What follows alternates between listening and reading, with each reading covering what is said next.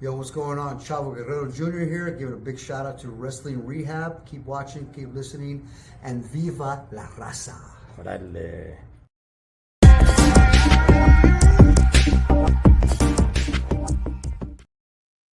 Órale, Cholo Trucker Wrestling Rehab. Shout outs to all the junkies out there. All right, man. Got the camera off because I forgot my glasses in the big rig. I didn't notice that. So I'm over here kind of blindish. Gotta throw my sunglasses on. They're prescription so I could see. But nonetheless, man, I've been like extremely busy, so I thought I'd just go ahead and do a midweek mania, man. Just talk about everything that's been going on as we inch closer to Money in the Bank, which will be in a week and a half. But you know, first I'll touch on Saturday night's main event. I know we had Raw pass already, which well, I'll get to that in a second. But when it comes to Saturday night's main event, I'm not going to talk about the whole thing. I'm just going to talk about the stuff that I really enjoyed. A lot happened in, just a small period of time for this show, right? For Saturday night's main event. And one thing that's really starting to bug me, let me tell you guys something that's really starting to bother me. All right. And that is wrestling fans, the WWE universe. They they've been bugging me for a while now. It's like nothing's ever good enough.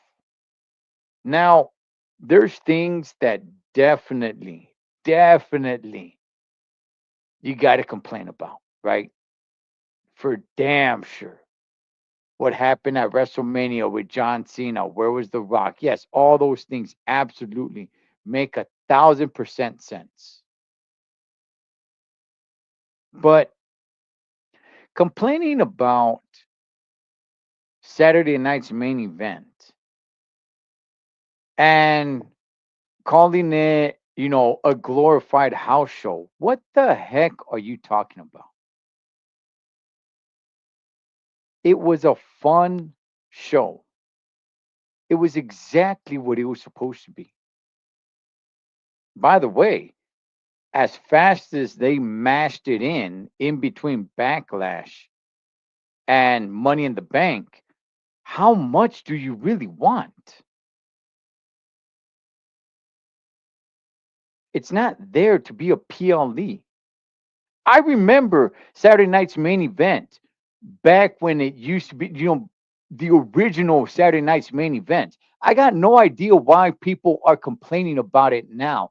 They mashed it in between two PLEs, that being Backlash and Money in the Bank. How much do you really want? I don't get it. I don't get the constant complaining. Oh, it was just a glorified house show. No, it wasn't. It was fun. I enjoyed it. We had some holy smoke moments, some alliances, a return. It was fine.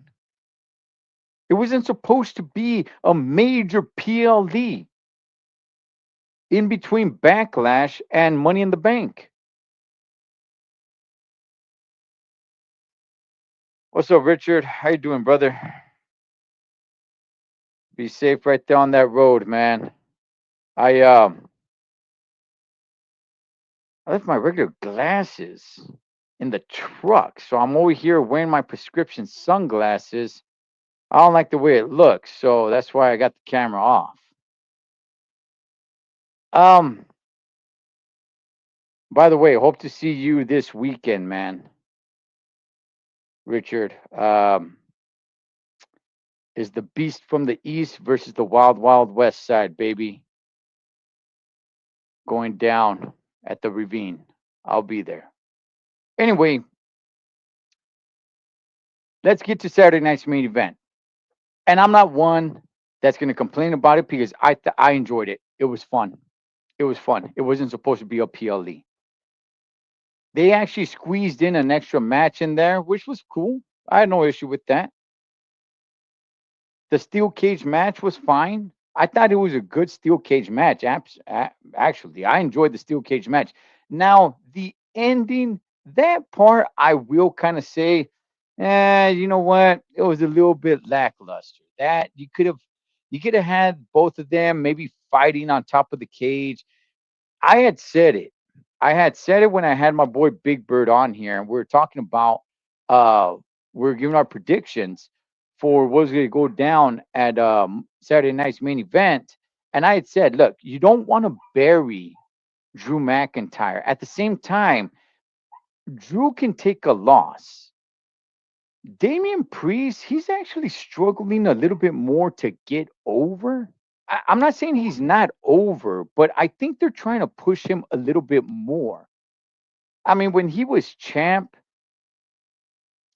it wasn't really working that well when he was El Campeón. It was working decent, I guess, but it just, you had this feeling like, yeah, this ain't the guy. This ain't the guy. You gave him a chance to carry the belt, but he's not the guy to do it. He's not a Jinder Mahal. He may be, maybe just a baby step or two above a Jinder Mahal, but he wasn't going to be the guy, right? He doesn't get a big pop. One of the big stories on him was people were starting to refer to him as the bisexual Undertaker. I don't know why, but I thought it was a good steel cage match. The ending, I was like, look, you got to have Damian Priest win unless you're going to bury this guy and completely send him to the mid card level. If that is your plan, then have him lose. If it's not, then you got to have him win. But you don't want to bury Drew McIntyre. However, Drew can take a loss as long as you don't pin him. That way, you have Damian Priest escape the cage. But in that fashion, I don't know, man. I didn't really. It was a good match, but just have him walk out of the cage, I was just kind of like, it would have been a little bit better had he been escaping the cage. Drew sees what's going on. Drew's running to the door to escape, and then Damian Priest drops, hitting the floor first, winning the match. But nonetheless, all right, good steel cage match. Just kind of a somewhat mediocre, little bit of a dull finish. But I enjoyed it. What happens with Damian Priest now? Well, I don't know, man. I don't know. He is having a little bit of trouble getting over, but we'll see. We'll see, man. We'll see what's up with that. Drew McIntyre. Drew. I don't even really consider him a heel. He's kind of one of these like Randy Orton kind of guys. It's like he's never a baby face. He's not really a heel.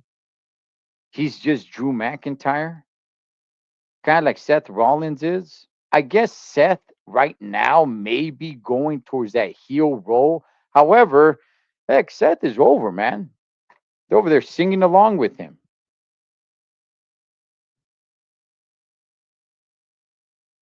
As we get the, a match that people were complaining about so much. And I'm telling you, I'm getting tired of wrestling fans just complaining and complaining. Like I said, some of the stuff I think is valid. But then there's other things where it's just like, I don't know what the complaint is really about. The John Cena versus R Truth match. I have no issues with it. John Cena, this is last year. I understand the argument. Why are you going to waste it on an R Truth? Why? Because he's an OG in the game. That's why. Because this isn't going to happen again. Because both of these guys are OGs. And while R Truth never got to that level, that's why. That's why John Cena faced Randy Orton. Why Randy Orton came out and just, RKO him out of nowhere. But at the very least, you could build that because Randy Orton had been on that level. He is on that level where our truth never really reached that level, but nonetheless, he's an OG in the mix with those guys. And it was fine, and it was fun, and it was a pretty good match. Our truth, you gotta give it to that guy. I don't know how old he is. He's gotta be somewhere like in his early 50s, but it was fun seeing him come out like John Cena, all dressed up. That whole storyline, and it was good. It was fun. What I did not expect. Well, I mean, John Cena, I'm telling you guys, man, his MO is kicking you in the balls and hitting you with the belt. Even though he did never actually hit our truth with the belt until after the match, the kick to the balls is there, man. That's John Cena just letting everybody know that he's a dirtbag and you need to boo him. And after the match, he gets the belt and hits our truth. But man, that's really becoming. I mean that it's a little stale. This whole John Cena heel turn has not been good. It has been a complete debacle. I mean, they have really dropped the ball. And I probably blame Dwayne more than anybody else on this one. If you smell what I'm cooking. But nonetheless, man, what I did not expect was John Cena going backstage and having a few words with main event Jey Uso. That threw me a little off track. I'm like, okay, what's this all about? I thought these guys would not be anywhere, on each other's radar. You're doing your thing, he's doing his thing. I was like, what's this going to lead to?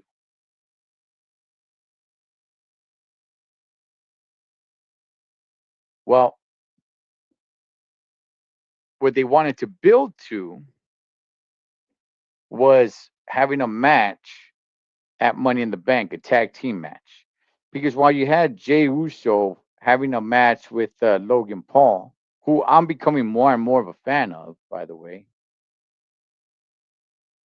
you got John Cena just coming out really for no reason other than the fact that they had, a couple of words backstage to get involved to help out Logan Paul for I I don't know why. Maybe it wasn't helping out Logan Paul. Maybe John Cena just didn't like the fact that there's another champ there as they were exchanging words backstage. But all this was a big setup to bring back the American Nightmare, Cody Rhodes. Why? Because just like that, with a snap of a finger, we now have a match at Money in the Bank. And by the way, it's not a bad match. And here's the thing, if you're going to bring back Cody Rhodes, I think this is the way to do it. Now, personally, I thought Cody Rhodes should have stayed away for a little bit longer, just a little longer. But one thing that you cannot do is that you cannot bring back Cody Rhodes and just have him jump in the ring in a one-on-one match with John Cena, unless you're gonna have John Cena drop the strap, which I don't know what the hell that would do, other than just completely destroy the rest of the year of this storyline of, hey, this is John Cena's final farewell, tour of trying to ruin wrestling for everybody. Now, since we've gone down this route, John Cena has to hold on to the strap for the whole damn year. If he loses that title, that's it. I mean, there's nothing going on with John anymore. You guys got to remember, For this year, before John Cena came back and said this is his final year and he's going after the title, before all this, for years, 4 years, I'm not talking about 1 or 2 years, yeah, for a year, heck, I don't know, like for like 5 years or something, dude was a complete jobber. Still very popular, still very over, still sold, but man, was he a jobber. Good gosh. Losing to Austin Theory, losing to Solo Sokoa, just straight up, too, just straight up.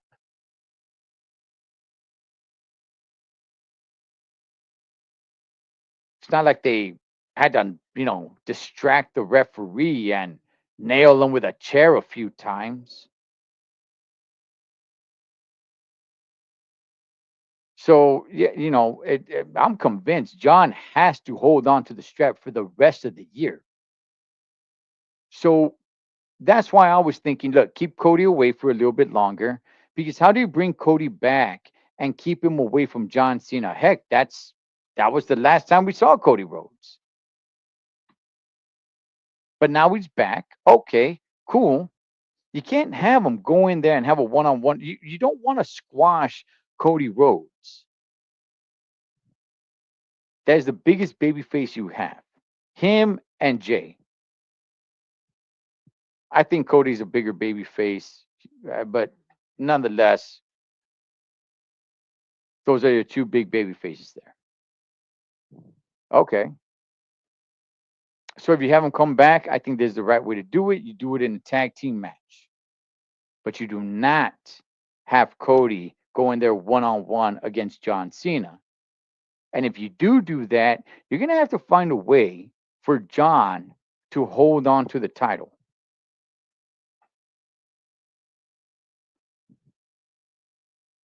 I don't know if you really want to have him beat Cody because now you're going to start burying Cody Rhodes. Or you could just have John just, get himself disqualified or some sort, something like that, right? So I think that the return of Cody Rhodes that was cool. Like I said, I thought it would. I thought he should have stood out a little bit longer, but all right. Now we got a match to look forward to at Money in the Bank. Logan Paul, listen, man, I gotta give it up to this guy. This guy remains relevant. He is going into a match with the biggest stars in wrestling. John Cena, Cody Rhodes, and Jey Uso. There may be some other there may be some other big stars as well, but he is all up in that mix. I mean, hell, this guy already had a match with the tribal chief when he was the tribal chief.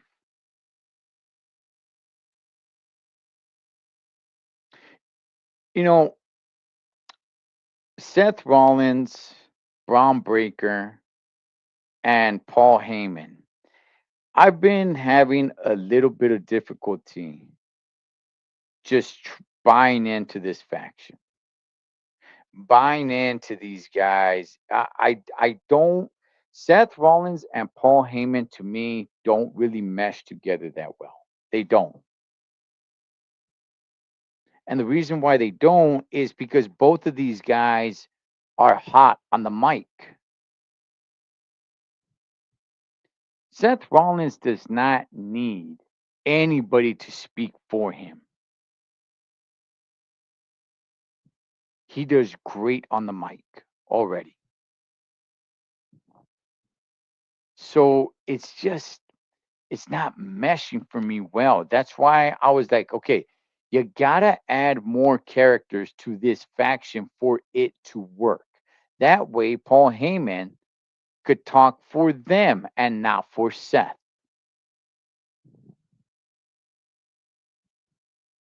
And boy, did we get another member.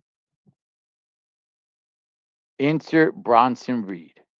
Now, before all this, Bronson Reed, you were able to tell that they're really trying to push him. he was having that feud with Braun Strowman. So they were really trying to push Bronson Reed. I was I was kind of buying into it. I wasn't completely against Bronson Reed. I was just kind of like, all right, he's okay. I don't hate the dude. I don't think he's great either. He's just, I don't know. I was just kind of just sitting around, giving him a chance. Like, it's all right. Now you team him up here.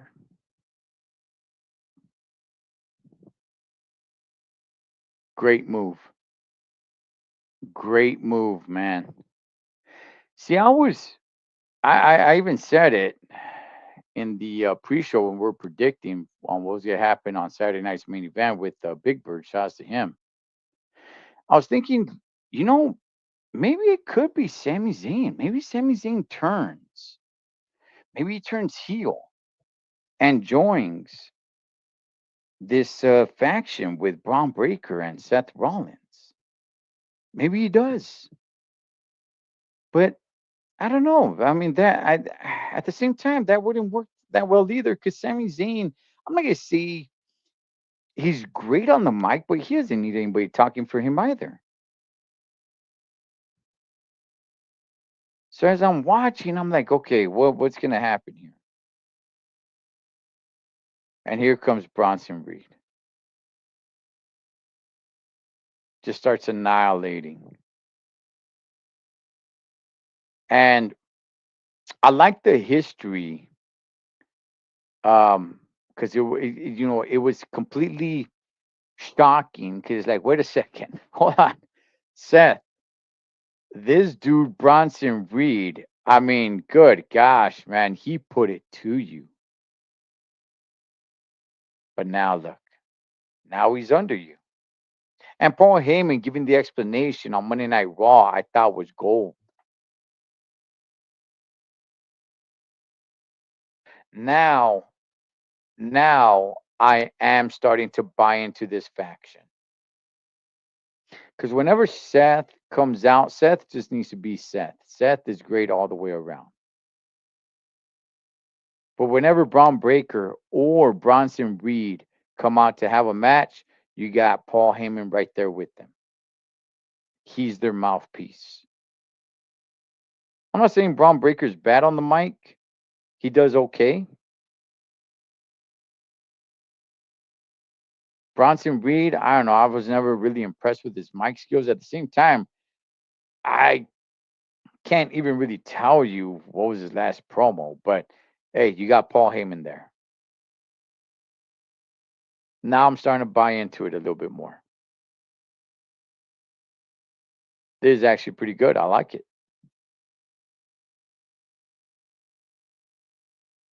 So as we have Seth freaking Rollins as the leader of this faction, first of all, nothing is going to replace the bloodline and what Paul Heyman had with them. That was gold, man. That was gold. That was a once in a generation. That will never be replicated.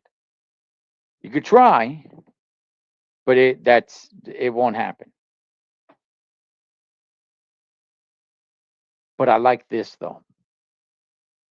I like Bronson Reed where he's at. Because if you think about it, we all knew that he was injured. Okay. Nobody was really anticipating Bronson Reed coming back. I never heard anybody say, like, hey, man, you know, oh, man, when's Bronson Reed going to come back? I never heard anybody, not one person, not once, ever mention Bronson Reed.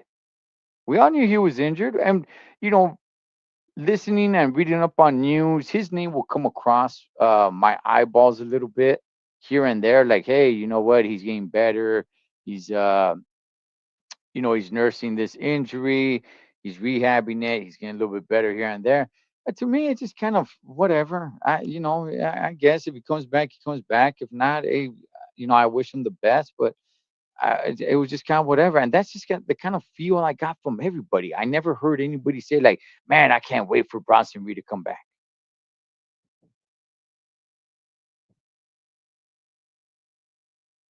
This is the way you bring him back. You put him in this faction. You put him under Seth Rollins. You put him under Paul Heyman.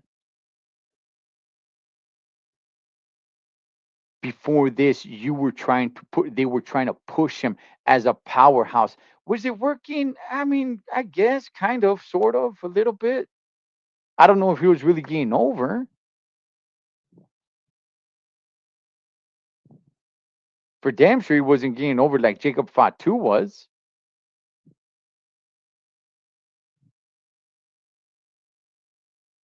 But now you put him in this faction, and now this faction has two big powerhouses, man. In Braun Breaker, which I'm telling you guys, man, that dude is the future for damn sure. I'm telling you guys, Braun Breaker is the freaking future of this business. I've been calling it for a long time now. This kid has got it.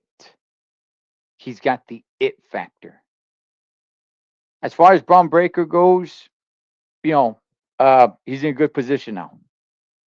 He's in a good position now where he can just let off on anybody. Hey, get him, boy.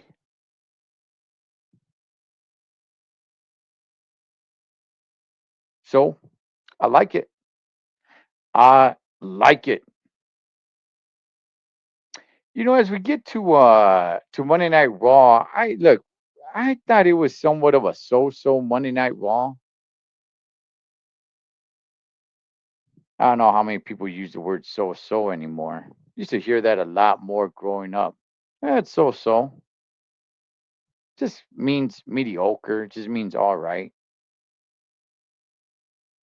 But it was all right, man. And I'm thinking like, okay, look, they're trying to cool the Jets a little bit, coming off of Saturday night's main event, which is fine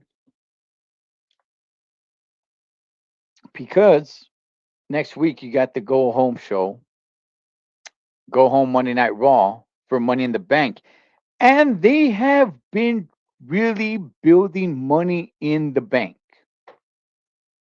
Boy, they've been really trying to push that. I mean, how many times do they got to keep on saying, "Whoa, man, going to Los Angeles? Hey, baby, that's where I'm from, Los Angeles, born and raised, man. I'm proud of it." But my point is, like, they're really pushing Money in the Bank. We don't know all the matches yet, but they're really pushing. They're really pushing it. You know, I just I just found out that it's my mom's birthday that weekend. I had plans to go to Money in the Bank, and now, man, I'm gonna have to watch it at home. It's my mom's birthday that weekend, so son of a bastard. But no, they're really pushing it, and so I understand them cooling off Monday Night Raw just a little bit, just like SmackDown. We'll see what happens there. John Cena, I should have checked before I came on here, but I think John Cena is down to somewhere around 20. I don't know. Hopefully somebody could let me know, but I'll look it up afterwards. I don't know. He's probably got about 22, 21, 20 more appearances.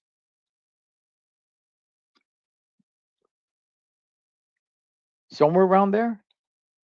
It's somewhere in the 20 range. It's either in the very low 20s or the very high teens. And we're just about halfway through the year. So, hopefully they use them a little wisely, a little more wisely. You don't want to be having them show up at every Raw or every SmackDown or anything of that sort. I'm sure they got the dates already set up. We already know what the final date is. It's in December at a Saturday night's main event, which is completely fine for me. Again, that's another thing that people are complaining about. For me, it's completely fine because it's happening in Boston. Now, he's not from Boston, but he's from Massachusetts. He's from West Newbury, which is a small town. And that's fine for me. But in my opinion, John Cena has to hold on to the title the entire year until then. Because if not, that's it. Everything is gone, man. I mean, this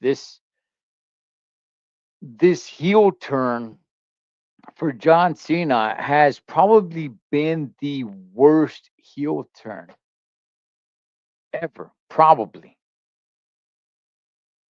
At that level, I would say yes. Absolutely. Hands down. At that level.